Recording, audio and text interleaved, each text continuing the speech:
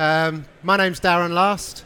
I work for Shell, and I'm the Mobile Optimisation lead. I've worked in digital for over 20 years, from the late 90s, so showing my age a little bit there. And I've been working in Shell for the last 10 years.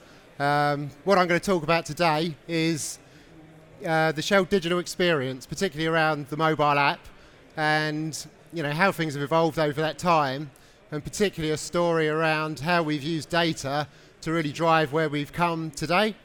It's an interesting story, and one that is personal to me because I've been there for the whole duration.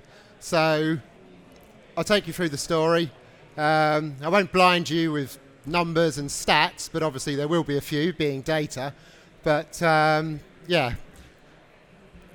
Okay, so basically the Shell app is a global app. It's a B2C app, so it's for people like you, me, anyone going onto the forecourt. The app's available in 34 countries. It's on iOS and Android. It's built globally, so respectively we then localize that, and local markets or countries take and tailor it ever so slightly and localize accordingly. We're in 34 markets. It all began back in 2010 with a simple station locator. This is all about finding Shell wherever you are, getting a route planner, etc. The reason we came and did it in 2010, it could have been much later. We had actually quite a lot of cowboy apps perceiving to be Shell, taking the brand and pretending to be us. So easiest way to wipe it out, get in there ourselves. There's quite an interesting story here. In the station locator was on the website, available on the web 10 years previously, easily the most popular feature on the web. As soon as we brought it out into the app, we got 46,000 sites across the globe, all that we thought was in the right place.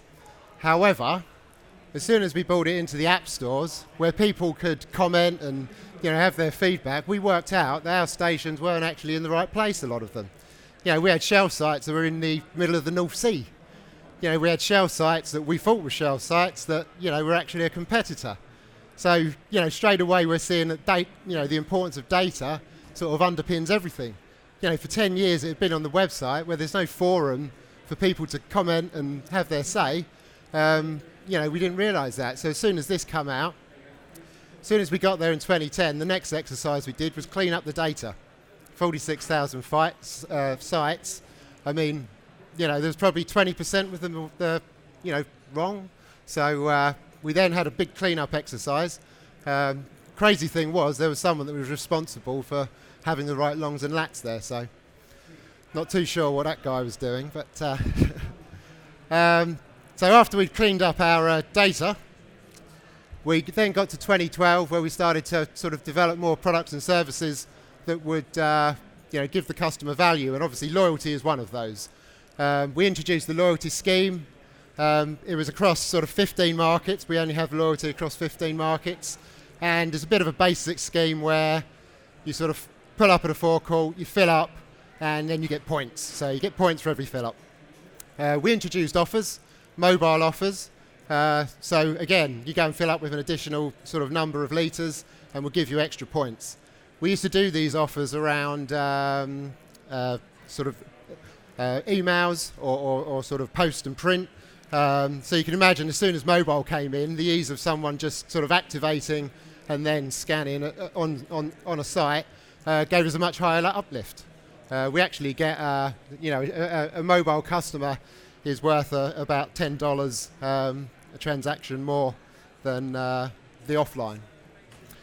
So anyway, we also had news sections. The news sections would just give us information about promotions and our products. So in 2014 we started to add more features. We brought in a Shell Drive. So this is like you drive from A to B. It tracks your driving, how harshly you're braking or how quickly you're accelerating, and you'd get sort of points around that. So it's a bit like gamification. Nice idea. But we didn't really sort of evolve it. We sort of put it out there, and markets would take it, and they'd have challenges and leaderboards. And the idea was, if you came top of the leaderboard after a month, you'd sort of get prizes around fuel, rewards and vouchers, that sort of stuff. But we had all this data and we're collecting it. But again, we didn't really enhance it or improve this. But still, it stayed in and markets continue to do this. Some might say the biggest challenge for us was getting the data out to find the winner. Another feature was My Garage. So this would be around, you'd have your garage there and you could set vehicle reminders. So you could say, when's your tax due, when's your MOT due, what sort of oil do you take in your car. You could put anything in there, you know, when your wife's birthday is or your wedding anniversary, anything. You could set off email reminders. So not a bad feature. 2015 came a bit of a game changer and sort of one of the first, certainly in the fuel industry in the UK, we introduced paying for mobile payments through your phone. So basically the idea here is you sort of, if no one's seen it, you sort of pull up at a forecourt, pull up at your pump, you enter in the pump number on your phone, you've got Apple Pay, Google Pay or PayPal set up, and then you're recognised in the pump. Technology pings off to about 100 different things with the sight systems, and you can fill up your car, get into your car, and then you're gone. So pretty slick, and certainly a key feature for us along with the loyalty.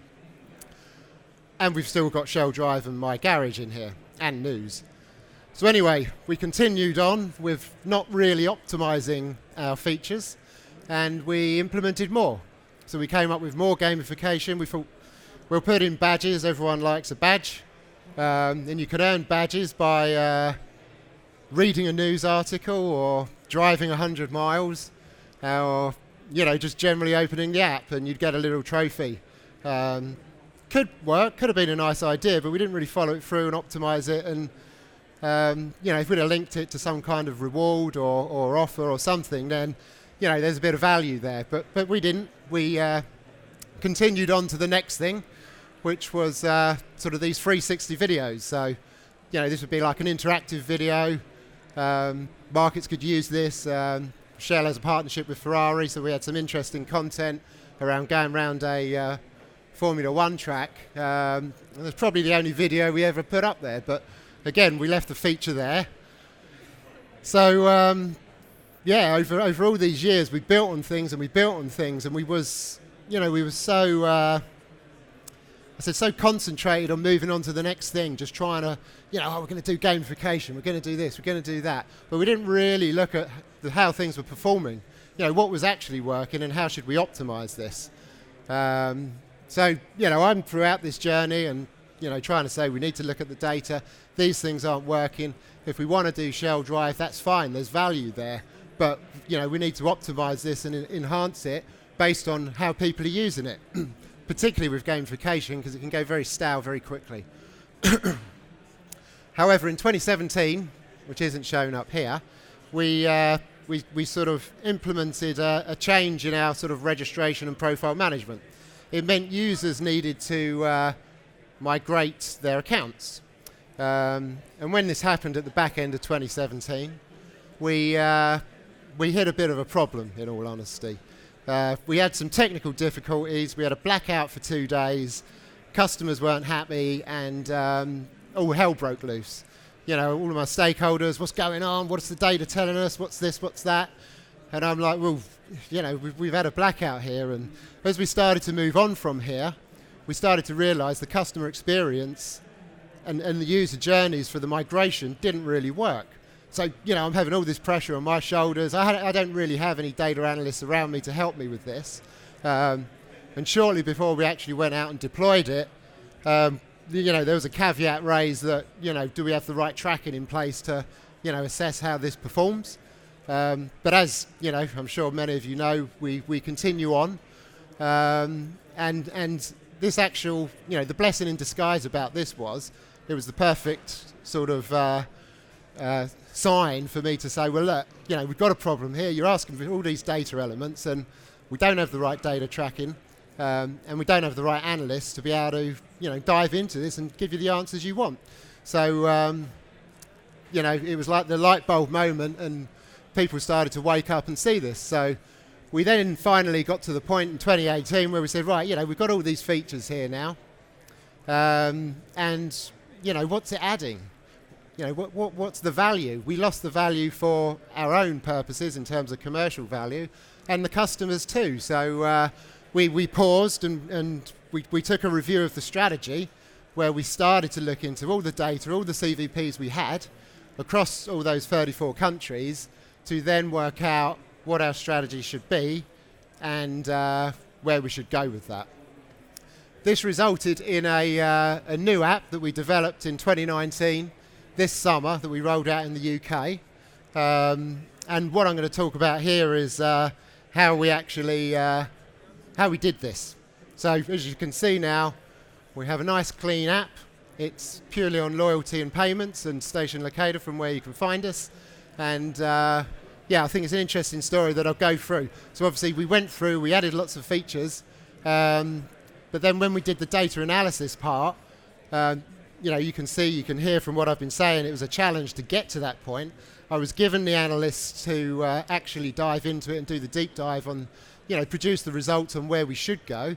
Obviously, a few of us, we had an inkling of where we should be, and as ever, you've always got to have the data to back that up to, get the support of your stakeholders and your management. So the first thing we did was to identify the challenges. So, we knew we'd lost the customer focus. We had we had tracking, but it wasn't, not a lot had gone into it, and we weren't optimizing at all based on the customer behaviour. As I mentioned, we developed over the years, and we just didn't optimize what we already had. We were consumed by the demand from 34 countries for new features. They all want their own different nuance. They all want the next best thing, and this resulted in a sort of big roadmap that we couldn't manage. It was based on a big backlog that wasn't necessarily being driven by value to us as a business, and that as a customer. So we had all these challenges, and what's more, we didn't have the resources to be able to analyze the data, look at it, see what enhancements, what worked, what didn't, and then feed that in properly. So in short, we just didn't have a focus. There was no focus on the data analysis and insights. It was a bit of a in the background. So we obviously knew the challenges, but we went through, we identified them, we brought them to the forefront, and then we brought in a couple of data analysts who, I'm not a data analyst, but you guys may be, and you'll certainly know data analysts, and they are a special breed, and if you want a job done, they're definitely the experts to do it. And these guys, they dived into the end, they went into everything. They basically went into every section, every page, trying to gauge popularity. They was looking at comparing the volume of users interacting with each and every CVP, looking at repeat engagement, average visits, duration, suggestions for further analysis and CVP enhancement. And interestingly, what we found was a lot of our usage was a little, some features were quite low usage. Didn't mean they were bad CVPs. It just meant sometimes the user experience to get there was so long that, people just got lost.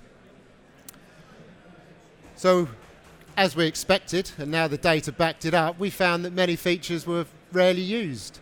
We had the My Garage section, which in the UK had 2% usage, globally 2%.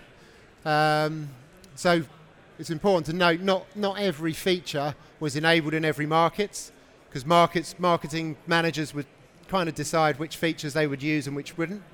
So My Garage was actually one with the vehicle reminders, which is quite a useful tool, but it was buried so deep it never really got to the forefront.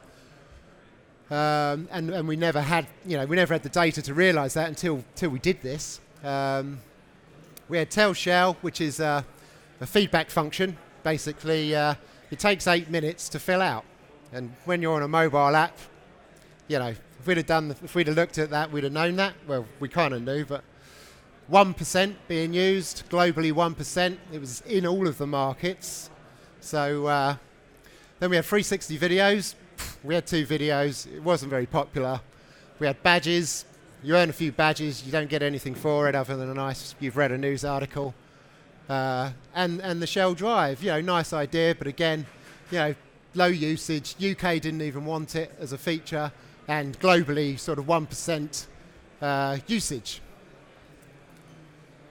We did find that there was lots of features that did add value. Obviously loyalty.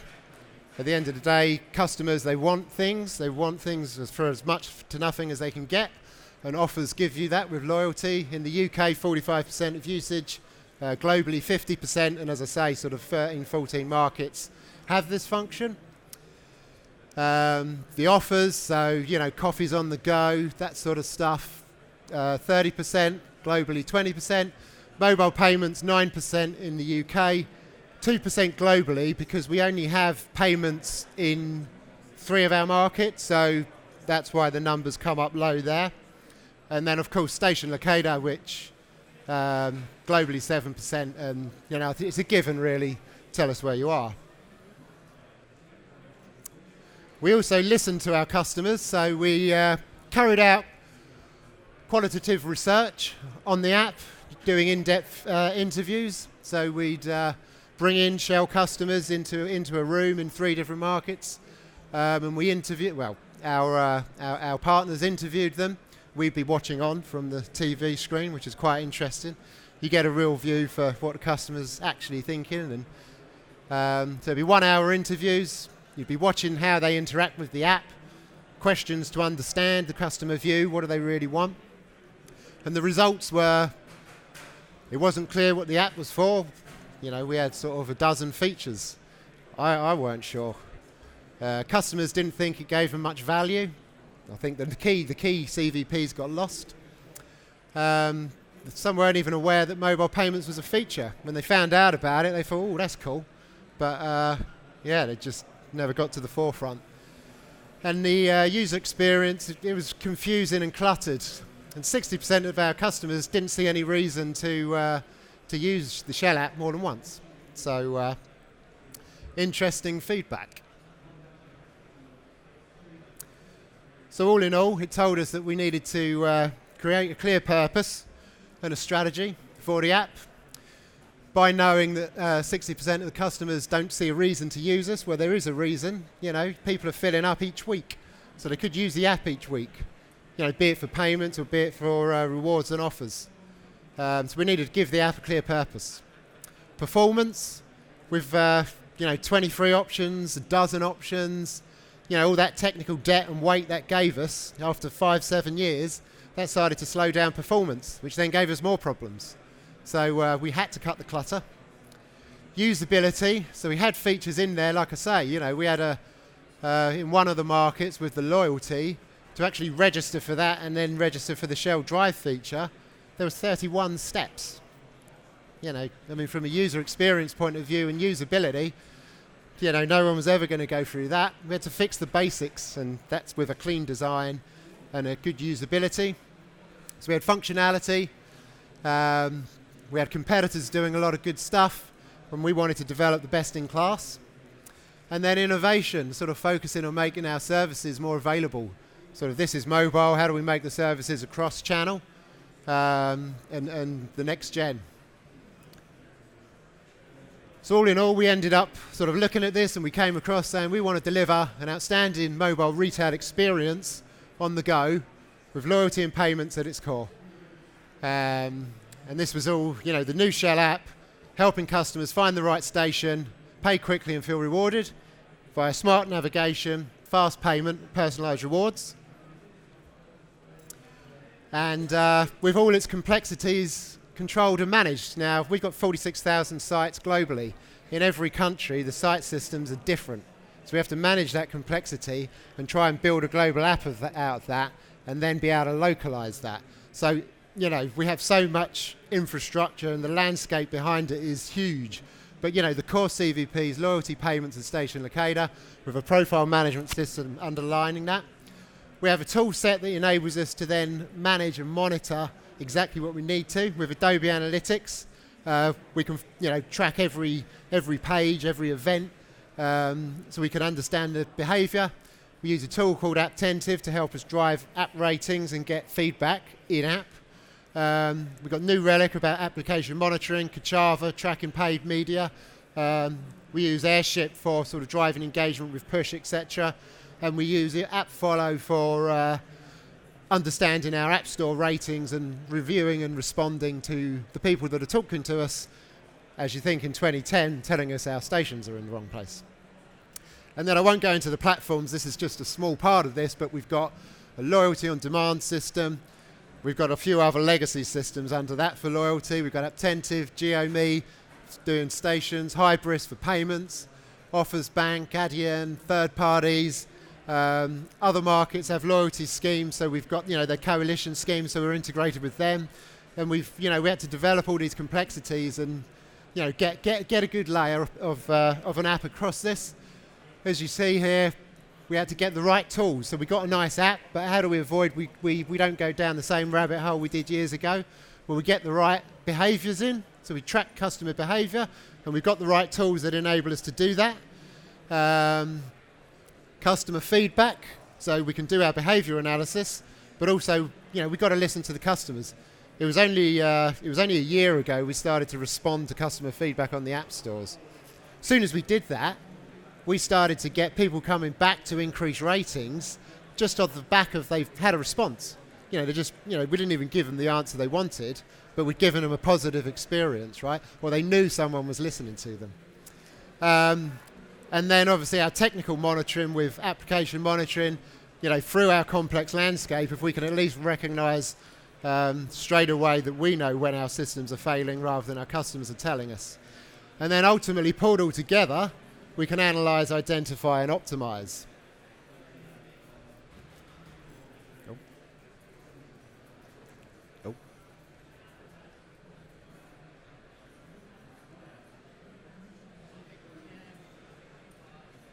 However, once we get there, we look at that picture, right? And we've got loads of complexity. We've got loads of data points coming through. What we support our local markets, right? So they're responsible for the app, they're responsible for their KPIs, and the app is about driving fuel for them, getting people on site, be it to buy fuel or NFR, and they can't have access to a dozen systems to work out what's what. So you need a right visualization tool to bring it all together. And as part of building this new app, and as part of the analysis that we did, we needed a dashboard, a platform that would bring it all together, all these different components. And we brought in Domo, and it's a fantastic tool. And we can basically bring in all our different data points, even through our complex systems that are shell systems. So you can imagine, the red tape we go through to get anything connected through that. And we've implemented Domo in the summer. At the same time that we rolled out our new app in the UK. It's important to say with this new app, it was a brand new app. So we needed to migrate users from one app to the other. So, that's quite a thing to get all the customers across. So we need to track this really closely. This is our dashboard here, and I'll talk through it quickly, conscious of time, of the key things that we need to monitor. So first of all, we need to understand how many people are upgrading. We know we had in the UK sort of 1 million or more than 1 million people that are on the program before. So we need to work out how quickly they're coming across. So straight away, we've got a chart coming in there. That's coming from our profile management system. Then we've got our total registrations across web, app, etc. Again, our profile management system. We've got active users with our old app, that's Google Analytics. We've got app upgrades, that's our profile management system. New registrations, so this again is a mixture of our profile management system and Adobe. We've got successful mobile payment transactions. This is from a different system, our payment system. We've got App Store downloads from the iTunes stores and the Google Play stores. Active users that we're tracking. This is Adobe. Again, our daily active users with a different view. And basically how many uniques are we getting. So what I'm saying here is we've got all our key KPIs that we track. Lots of different data components feeding into that. So I can see in one. And more importantly, our market can see very easily how it's performing, which saves me getting loads of questions from them.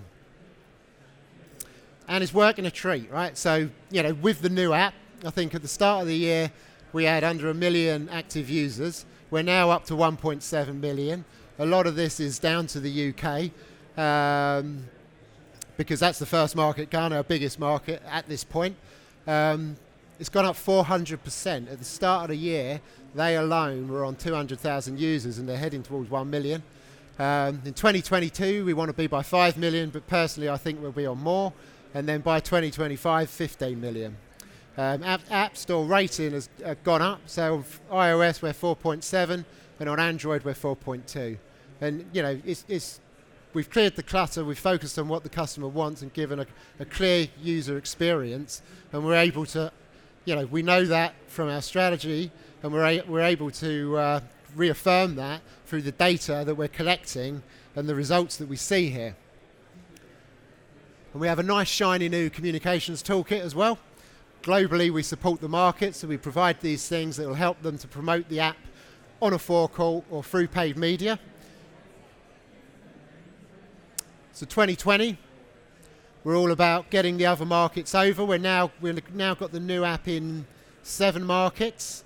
So we've got another 25 odd to go. So it's all about getting those markets over, but the continuous improvement. So looking at how the app is performing, how those features are performing, the data, etc. So we can analyze that, get the insights, and then feed the backlog based on what the customers actually want and what's bringing the value. Marketing, so we need to make sure we're getting the right marketing out there and the media around the app. But we'll also be rolling out payments in new markets, plus new payments wallets, and also bringing in new loyalty schemes and features. So hopefully you've found the story quite interesting. It's like I say, it's a bit of a personal one because I've been there throughout, and to tell it in half an hour like that is quite interesting as well. So, what would my recommendations be if I was to, do it back then in 2010 when I wasn't grey? Customer-centric purpose is obvious and definitely needed, with a user experience based on the data. Ensure it has the customer and commercial value, all based on the data. Get the right tools for customer engagement, for marketing, etc., based on the data, and must have the right resources to monitor and analyze, so you can get the insights, all from the data. And to be able to do all that, you need a nice, clean visualization tool, particularly if you're global and you're managing with 35 marketings, that you need people to be able to see, manage, and be on board the journey for you. And you even get a nice app.